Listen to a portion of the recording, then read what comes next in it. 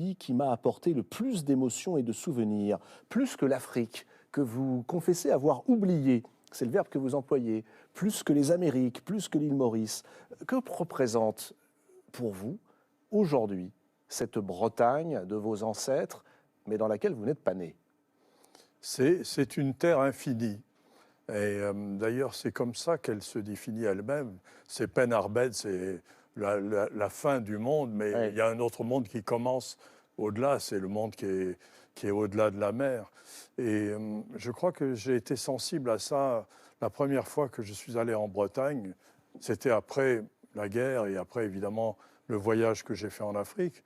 Mais c'était le sentiment que je touchais là à quelque chose que je ne pourrais pas définir véritablement, qui n'avait pas de limite, qui serait illimité. Et ce manque de limite ou cette absence de limite, ça avait trait à la littérature, ça avait trait à l'imaginaire, ça avait trait à la création. Et je pense qu'au fond, c'est cette Bretagne-là, une Bretagne assez mythique, qui repose sur des légendes, sur des on-dit, sur des histoires personnelles, des histoires qui sont à l'intérieur même de ma famille. Ce sont ces histoires-là qui me portent et qui me donnent le sentiment que ce pays existe et qu'il est si différent des autres pays. Tout commence par un lieu qui s'appelle Sainte-Marine, le village de votre enfance, plus exactement le village où, avec votre frère, vous passiez vos vacances. Vous écrivez, en parlant de ce village, qu'évidemment il a beaucoup changé, que vous vous sentez breton, mais que pourtant, pour les Bretons, vous étiez un étranger. Est-ce que vous avez toujours eu le sentiment, vous, d'être étranger? Est-ce que la Bretagne est votre pays? Je suis étranger à peu près à tout, parce que je suis né à Nice par les hasards de la guerre, d'une famille mauricienne, d'origine bretonne. J'ai vécu un peu partout. Mon père habitait en Guyane, en Afrique. Et je me relie à toutes sortes de pays.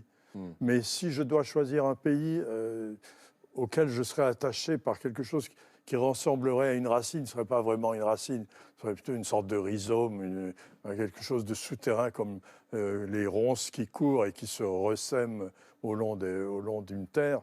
Ce serait ce pays-là, ce ne serait pas un autre. Vous choisissez les ronces, mais les ronces, on les arrache souvent. Ah non, moi je les plante.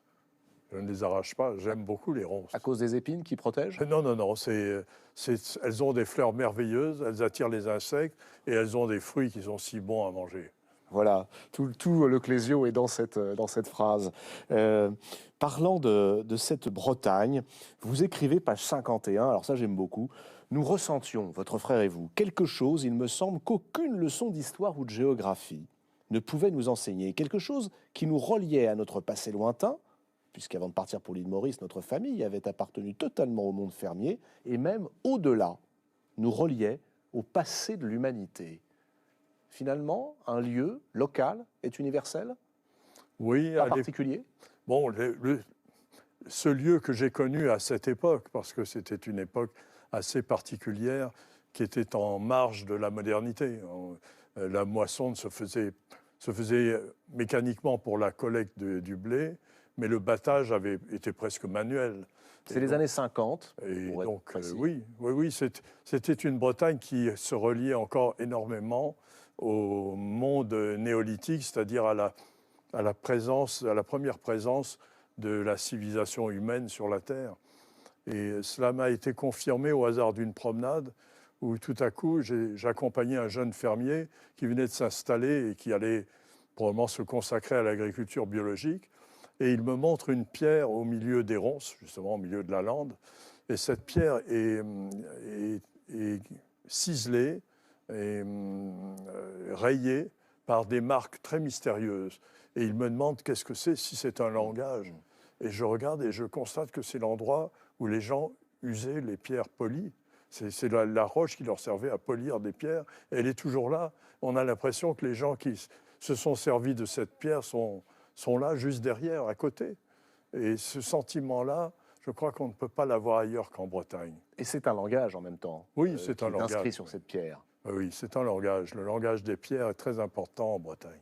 Vous évoquez à plusieurs reprises la langue bretonne et l'hostilité des gouvernements actuels, quel que soit d'ailleurs leur bord politique, face aux langues régionales. Est-ce qu'il faut aujourd'hui, Jean-Marie Leclésio, parler le breton, le créole, on en parlera dans un instant avec Ananda, l'occitan, l'alsacien, le corse? Moi, je crois que c'est une grande tragédie, ou en tout cas, c'est un drame important lorsqu'une langue disparaît.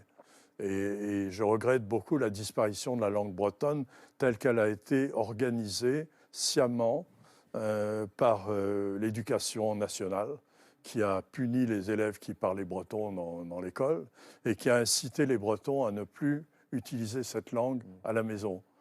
Et cette langue qui, lorsque j'avais une dizaine d'années, était parlée par tout le monde, on l'entendait partout. C'est une musique, la langue bretonne. C'est une musique. C'est une musique très différente de la musique de la langue française.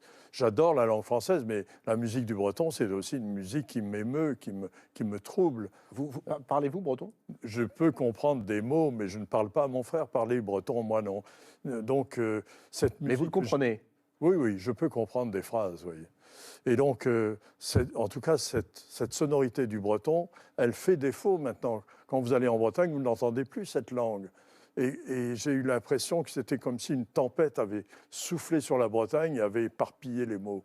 Et ça c'est une impression qui me trouble et m'émeut énormément. Vous écrivez dans ce livre, Chanson bretonne, que l'on peut être à la fois breton et français, que l'on ne doit pas choisir. On a beaucoup parlé ces dernières années de cette question de l'identité française, et sans ramener à la politique, j'aimerais savoir ce que signifie pour vous l'identité. Oui, moi je ne suis pas un bon exemple parce que j'ai une identité multiple.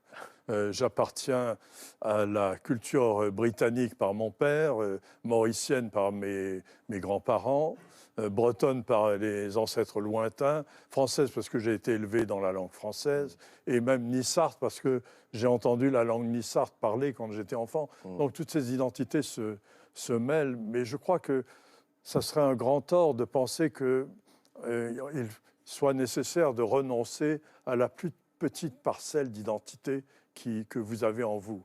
Il faut cultiver toutes les parcelles d'identité que vous avez. Et je crois que c'est en reconnaissant ces différentes identités que l'on est véritablement soi-même. Si on se croit obligé de tuer une identité, alors on se mutile de quelque chose d'important. Mais par exemple, le voyage, vous évoquiez les différents lieux qui sont présents dans votre passé, mais qui sont aussi présents quand vous regardez en arrière. Le voyage, la découverte, tout ce qui peut amener justement à la fragmentation de l'identité. Au contraire, pour vous, c'est une façon de dire qui on est, de se retrouver, d'être un.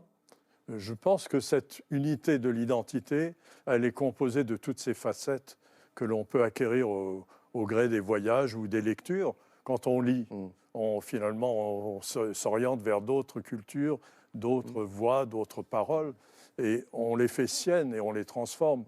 Donc c'est une question d'éléments nutritifs, de nourriture, d'hygiène de la vision. Oui. La lecture, c'est aussi un très bel éloge de la lecture, ce livre. Vous racontez qu'avant d'expérimenter la mer, vous la connaissiez grâce au livre. Avant d'avoir vos face-à-face avec la mer en Bretagne, vous la connaissiez grâce à la littérature.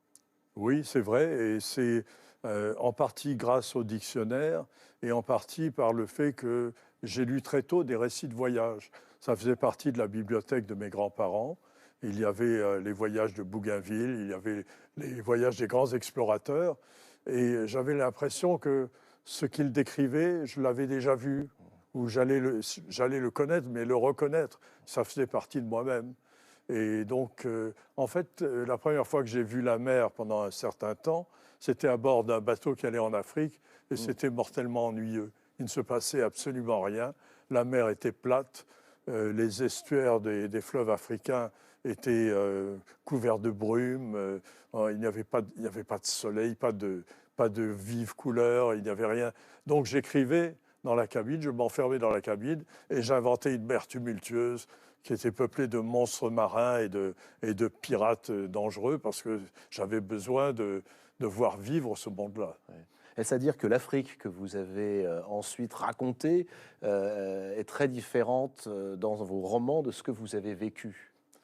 Peut-être pas si différente que ça, mais je crois que je peux comprendre Raymond Roussel, Impression d'Afrique, alors qu'il n'y était pas Oui, allé il n'a encore. jamais, oui, il n'y Et avait pas donc, mis les pieds. il n'y avait pas mis les pieds, donc, et peut-être aussi partager avec Roussel l'amour, l'admiration de Jules Verne, qui est un des grands écrivains de la langue française, et qu'on a malheureusement cantonné à la jeunesse, alors que c'est un écrivain qui s'adresse aux adultes, qui cherche la part justement d'enfance dans les adultes, fait revivre ces émotions extraordinaires que l'on a quand on est enfant et qu'on attend justement de voir la mer vivre et les îles mystérieuses se révéler. Puisque vous évoquez les émotions de l'enfance, je voudrais venir au deuxième conte, car là, il s'agit d'une autre émotion que de celle de l'émerveillement face à la mer. Il s'agit des traces de la guerre. Elles sont partout.